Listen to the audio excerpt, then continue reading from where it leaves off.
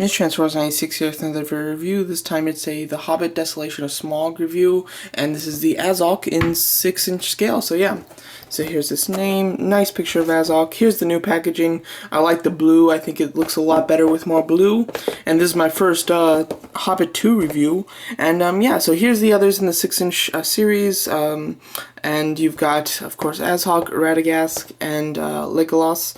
And yeah, I don't plan on getting these two. I don't think there's anything too special about his character, and I really don't like this guy's character. It's more of a kid character, in my opinion. You get, I'm pretty sure that bio, yeah, I'm looking at it right now. Yeah, that bio I think is just for the movie in general, and doesn't have anything to do specifically with Azog. So yeah. So here he is. So here's the pale orc that Azog the Defiler, that he appeared #1. He was probably, I'd say, the main antagonist of #1 at least. I know the goblins were a problem, but I would consider this guy the main villain. And it was pretty. I didn't expect not to get a toy of him from the first movie, so I've been waiting a year to get a figure of Azog, and I'm glad it's finally out. And yeah, I'm not quite sure how hard this figure is going to be to find. I went to a Toys R Us. They had these Hobbit figures, and they had the other two, but they didn't have Azog. I went to another Toys R Us, and I might have said Target the first time I met Toys R Us. But anyway, I went to another Toys R Us, and they had this one. So it wasn't very hard for me to find it, but I'm not sure if it'll be hard for anybody else. But yeah, so here he is. So here he is. This is pretty much just like it might just be a straight up repackage from the Comic-Con exclusive one. Of course, the Comic-Con exclusive one came with more items, but I'm pretty sure it's the same exact figure. As you can see, it looks pretty nice. Let's just go over some detail. Bring the lights in. There you go. Alright.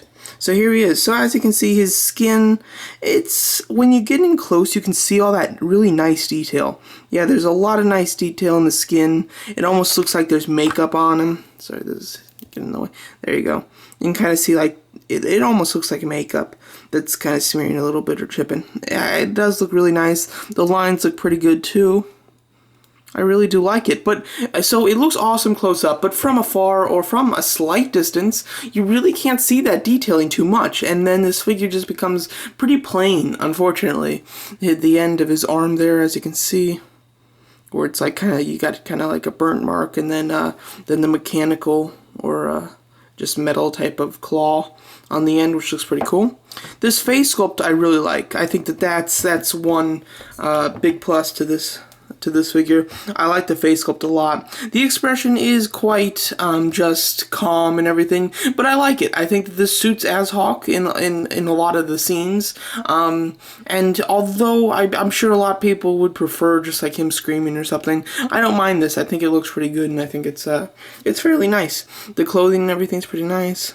I love his little cloth here, how it's got like people's faces in it. Really neat. Just a really cool design for them to do that. I didn't even notice that in the movie. But yeah, this thing is just hitting the camera. Alright. As you can see, it's very nice, and then I love the paint work on these boots. It's beautiful paint. It's like a very dark green with some like splashes or chips away of like kind of like an orangish. Wonderful. So yeah, so overall paint is really nice on this figure, and the sculpt is pretty decent. The only thing is, it just looks a little bit plain. Close up you can really see the detail, but from afar it just looks like a plain figure, which is definitely disappointing, I have to say. What he comes with this. It's his like little axe. He used this during the flashback scene that we saw, and I'm sure he used it again in the movie. I just can't remember. And he'll probably use it in the second movie as well. So yeah, it's pretty nice, but there's nothing too special. Of course, it's got the little loop there, so if you have it back, it kind of looks nice like that. So yeah, but that's it. I think that on this guy, accessories, he's pretty light. The Comic-Con exclusive one came with the decapitated head. I absolutely think that's a cool accessory, and I would have loved for it to come with this figure, but I'm not complaining because that's not the type of item that you'd see in a regular Toys R Us, you know? It's probably not children friendly, so I totally understand why he doesn't come with a decapitated head. So I don't need that. I understand why.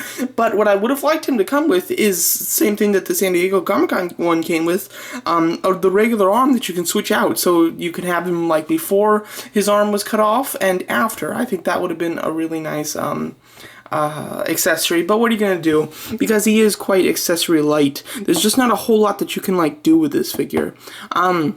Articulation's pretty good. He's got a ball joint head. It goes up and down kind of, but when he turns, he's got that sideways look. So you can't get him to turn and then have like his head up. I wish that there was a hinge. This is definitely the type of figure that they could have easily done a hinge on the neck, but they just didn't, which is a shame. He's got ball hinge shoulders, which are quite nice. Hinge swivel elbows, swivel wrist, swivel waist, which is slightly hindered, but not too bad. You've got ball jointed hips, which are severely hindered. You've got hinge swivel knees, which work okay. The hinge doesn't really do too much, but it's fine. And then you've got hinge swivel ankles, which is nice. So my main complaint is that I would have loved to see a hinge at the neck, and I would have liked, instead of a waist swivel, a ball joint upper torso. Those are the two things I would have liked, but you know, it's okay. So overall, I would say this is an okay figure. I mean, if you're a big fan of this character, then you just gotta get this one, because for the character himself. If you're more on the conservative side with the Hobbit figures, and you like them but you're not a huge fan, and you're not a huge fan of Azog in particular, then you can probably go with some others. From this first wave of 6-inch figures, I definitely would think that this is the most popular character, and therefore the hardest to find, so maybe more attractive to some of you. So yeah, so I would recommend this to big Hobbit fans. If you're a casual collector, you know, this might be a one to skip, or to get like the 3¼ inch version when that comes out. So yeah, so overall a pretty decent figure, and thanks for watching my first Hobbit The Desolation of Smaug review. Thanks so much.